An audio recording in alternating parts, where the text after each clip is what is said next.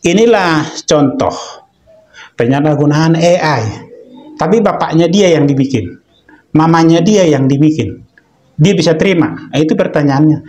Jadi jangan asal bicara juga nih mahasiswa, pakai otak juga, ya, pakai otak.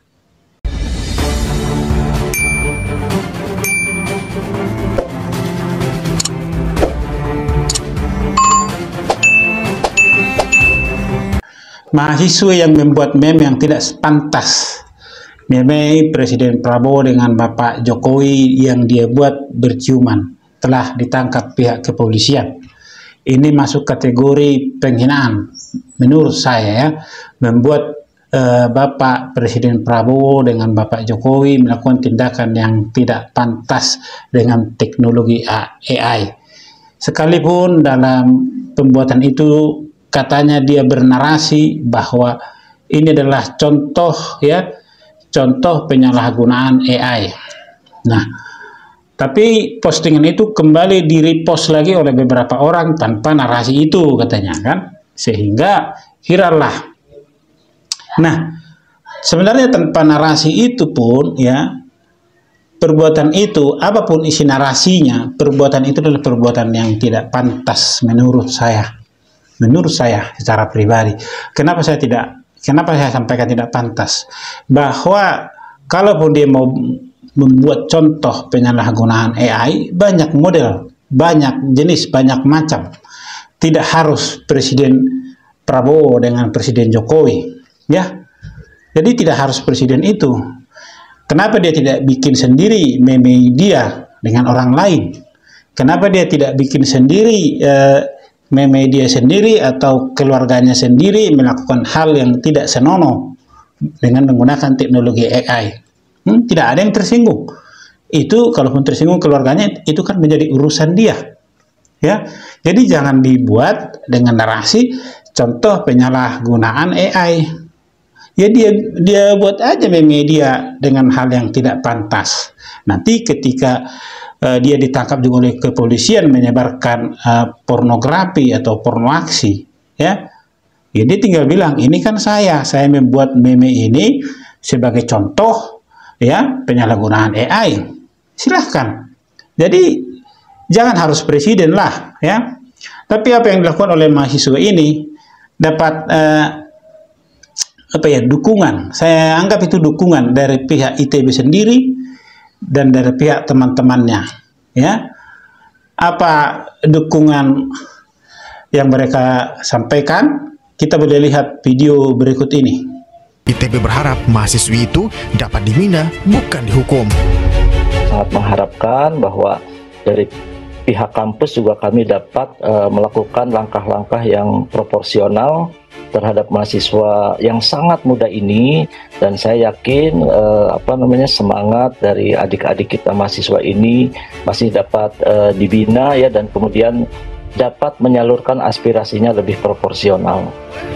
Tuntutan pembebasan terhadap saudara kami yang saat ini sedang ditahan. Kebebasan berekspresi seharusnya dilindungi oleh hukum dan tidak justru dikriminalisasi. Hal yang dilakukan keluarga kami lebih baik dilihat sebagai upaya kritis untuk mengedukasi bahaya penyalahgunaan artificial intelligence yang berdampak negatif. Kami sangat menyayangkan hal tersebut. Bahwasannya, membungkam satu suara kritis adalah ancaman bagi kebebasan bagi seluruh rakyat Indonesia. Nah, itu dia dukungan dari pihak ITB dan juga dari teman-temannya, ya. Mereka bilang dari pihak ITB sendiri, jangan dihukumlah, dibina katanya, ya. Jangan dihukumlah, dibina katanya. Penjara itu ada berbagai macam, berbagai jenis. Penjara wanita, penjara narkoba, penjara ini, dan penjara untuk anak-anak. Artinya dibeda-bedakan. Dalam hal apa? Kenapa dibedakan? Karena pembinaannya juga berbeda. Mereka di penjara bukan penjara begitu saja. Di penjara mereka dibina juga, kan? Ya, jadi ini hanya menurut saya hanya persoalan bahasa saja, ya. Tapi apa yang mereka sampaikan ini dalam artian, ya, jangan masuk penjara lah. Hukumannya jangan masuk penjara, itu maksudnya. Ya, dibina di luar penjara lah. Nah, cuman pertanyaan saya, berarti selama ini pihak ITB tidak membina mahasiswanya. Ya, ya. Jadi AI ini kan teknologi, tapi teknologi yang dia pakai oleh mahasiswa ini sudah berbau politik. Dia sudah ikut campur politik. Yang dia bikin contoh presidennya sendiri, ya. Sekalipun dari pihak istana melalui jubir, yaitu Bapak Hasan Nasbi, menyatakan bahwa itu kebebasan berekspresi, ya.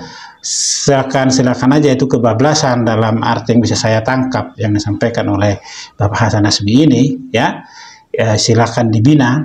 Ya, di pembinaan inilah yang menurut saya bisa beda persepsi. Ya tetap aja dimasukkan, ya dimasukkan ke dalam tahanan, ya di sana dibina. Ya, kalau Kang Deddy Mulyadi membina di barak militer, ya kan? Nah, kalau yang satu ini dibina di mana? Ya sama-sama, semua dibina, tahanan pun dibina, supaya selesai menjalani masa hukuman tidak melakukan kejahatan lagi. Yaitu pembinaan juga itu, ya kan? Nah, kemudian yang disampaikan tadi oleh teman mahasiswanya itu, ya, membungkam kebebasan berekspresi, ya, membungkam, ya, kebebasan menyampaikan ide-ide, ya. Pertanyaan saya kepada mahasiswa itu, bagaimana kalau model yang dibuat si mahasiswi itu, ya, bapak dia? Bagaimana kalau model yang dibuat mahasiswa itu keluarga si mahasiswa yang berorasi itu, ya, dibuat modelnya melakukan tindakan yang tidak senonoh juga? Apakah dia terima dengan narasi nanti yang disampaikan oleh si mahasiswi? Inilah contoh penyalahgunaan AI, tapi bapaknya dia yang dibikin, mamanya dia yang dibikin, dia bisa terima? Itu pertanyaannya. Jadi jangan asal bicara juga nih mahasiswa, pakai otak juga, ya, pakai otak. Yuk kuliah di ITB teknik, jangan ikut-ikut berpolitik lah, belajarlah dulu teknik. Ya, saya rasa di ITB itu tidak ada jurusan politik, sosial politik nggak ada, ya. ITB Institut Teknologi Bandung, teknologi semua. Jadi kalau mau bikin AI, penyalahgunaan AI, janganlah juga yang berbau politik. Kenapa saya katakan berbau politik? Karena ini ada unsur presiden di dalamnya. Kalau yang nggak di mana sekarang ini, ya, banyak yang lagi disorot, pemerintahan Prabowo lah, yang begini begono lah, ya, Jokowi yang ijazah palsu lah, Jokowi yang pelangak-pelongok lah. Nah, ikut-ikutan mahasiswa ini bikin AI, Jokowi sama Prabowo dibikin mesra. Ini kan sudah kurang ajar. Jadi menurut saya memang perlu dibina, tapi dibina tempatnya khusus, ya? Tempatnya khusus. Jangan pula dibina tetap kuliah atau dibina tetap sesuai dengan keinginan mereka. Nggak bisa. Itu bukan pembinaan namanya. Itu namanya pembiaran. Ya. Jadi menurut saya, ya, menurut pendapat saya, lebih baik pembinaan itu ya harus ada tindakan tegas terhadap apa yang dia lakukan. Ya, tindakan tegas terhadap apa yang dilakukan. Tuduhannya adalah Undang-Undang ITE. Ya, kenapa ditangkap polisi? Jelas karena dianggap sudah melanggar hukum.